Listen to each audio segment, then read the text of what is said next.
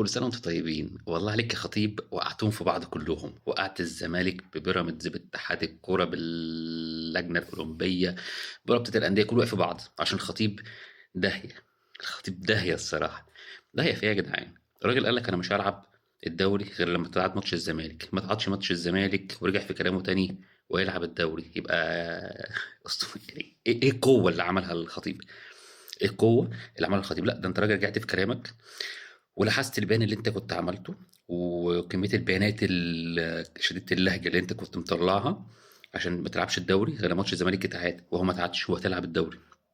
كل ده علشان شالوا لك 3 نقط آخر الموسم، بس كده خلاص أنا كده ارتضيت. يعني أنت ده آخرك في الشبحنة، يعني أنت كده آخرك في الصياعة إن أنت ترجع تاني تلعب الدوري عشان بس شالوا 3 نقط.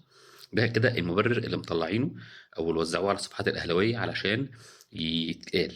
كله عمال يقول يرغي في نفس السياق ونفس الكلام كله، مع ان الكلام ده كله غلط. هما بيحاولوا بس يحسنوا صورة الخطيب بس ومجلس إدارة الأهلي، لكن في الآخر الأهلي رجع في كلامه ويلعب الدوري عادي، مفيش أي مشكلة خالص.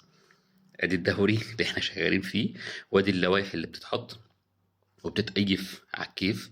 الزمالك انسحب، اتشال منه 3 نقط بتاعة الماتش و3 نقط آخر الموسم. الأهلي لأ. ليه؟ ما تعرفش والله العظيم ليه. احنا كده هي ماشية على الكيف، وفي الآخر يقول لك الزمالك نادي الدولة. شكرا.